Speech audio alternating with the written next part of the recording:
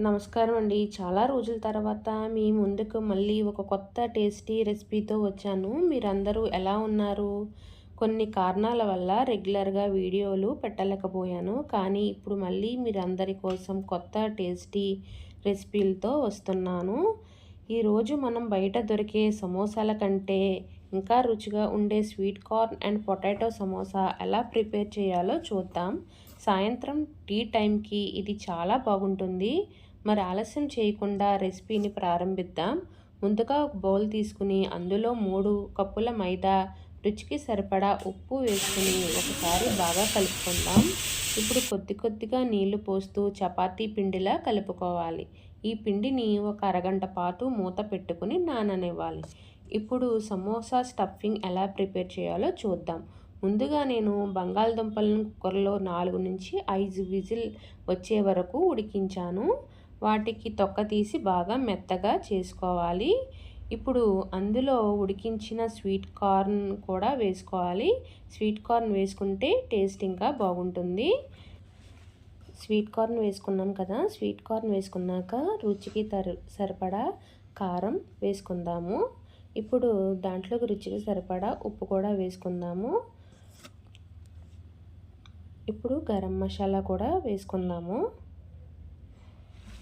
అలాగే చాట్ మసాలా కూడా వేసుకుందాము. అలాగే కొద్దిగా కొత్తిమీర కూడా వేసుకుని ఈ మిశ్రమాన్ని బాగా కలిసేటట్టుగా కలుపుకోవాలి. ఒకసారి కలుపుకున్నాక ఉప్పు కారం సరిపోయిందో లేదో ఒకసారి చూసుకోండి. చూసుకుని ఉప్పు కారం సరిపోతే మళ్ళీ అడ్జస్ట్ చేసుకోండి. ఇప్పుడు ఇది పక్కన పెట్టుకుని రుచికరమైన స్టఫింగ్ మనకి రెడీ అయిపోయింది. ఇప్పుడు అరగంట నానిన పిండిని చిన్న చిన్న ముద్దలుగా చేసుకుని పల్చగా చపాతీలాగా ఒత్తుకోవాలి. ఒక ప్యాన్ తీసుకోండి. ప్యాన్ తీసుకుని అది వేడి చేసుకున్నాక చపాతీలను 2 వైపులా కొద్దిగా మాత్రమే కాల్చుకోవాలి. పూర్తిగా కాల్చాల్సిన అవసరం లేదు. కేవలం కొద్దిగా వేడిగా తగిలితే సరిపోతుంది. చూసారు కదా, అన్ని చపాతీలు ప్రిపేర్ చేసుకుని అన్నిటినీ ఇలాగ కాల్చుకుంటే సరిపోతుంది. ఇలా అన్ని చపాతీలని సిద్ధం చేసుకున్న తర్వాత వాటిని 4 భాగాలుగా కట్ చేసుకోవాలి. 4 వైపులా కట్ చేసుకోవాలి. ఇక్కడ చిన్న బౌల్లో నేను చూసారు కదా, ఇలాగ కట్ చేసుకున్నాక మనము చపాతీల కోసము ఇలాగ కట్ చేసుకోవాలి. పొడుగ్గా కట్ చేసుకోవాలి. నేను ఒక చిన్న బౌల్లో మైదా తీసుకుని దాన్ని కొద్దిగా పేస్ట్ లాగా చేసుకున్నాను అనమాట. ఎందుకంటే మైదా పేస్ట్ సహాయంతో అంచులను బాగా అంటించడానికి, సమోసా ఆకారంలో తయారు చేసుకోవడానికి బాగా ఉపయోగపడుతుంది.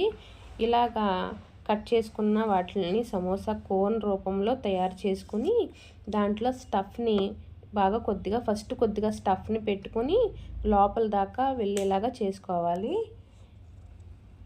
చూసారు కదా, కొద్దిగా వేసుకుని సమోసా స్టఫ్లోకి బాగా పట్టేటట్టుగా చేసుకోవాలి. ఇప్పుడు మైదా పేస్ట్ ఉంది కదా, వాటి సహాయంతో అంచులను బాగా అంటించాలి.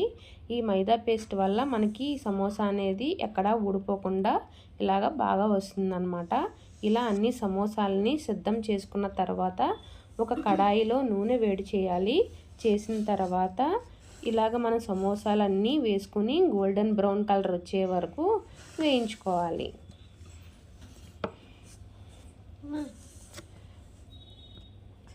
చూసారు కదా, ఇలాగ మనం గోల్డెన్ బ్రౌన్ కలర్ వచ్చేంత వరకు వేయించుకుంటే సమోసాలు రెడీ అయిపోతాయి. అంతే ఫ్రెండ్స్, బయట కరకరలాడుతూ లోపల స్వీట్ కార్న్ మరియు ఆలు స్టఫింగ్తో ఎంతో రుచిగా ఉండే sweet corn and potato samosa ready అయిపోయింది. ఇది సాయంత్రం టీతో చాలా బాగుంటుంది. మీరు కూడా తప్పకుండా ట్రై చేసి ఎలా వచ్చిందో కామెంట్స్లో చెప్పండి. ఈ వీడియో మీకు నచ్చితే లైక్ చేయండి, షేర్ చేయండి. ఇంకా మా రమ్య మహాదేవ్ ఛానల్ని సబ్స్క్రైబ్ చేసి బెల్ ఐకాన్ని ప్రెస్ చేయడం మర్చిపోవద్దు. మీ ప్రేమ ప్రోత్సాహమే నాకు మరించి మంచి వీడియోలను చేయడానికి ప్రేరణ. Thank you for watching.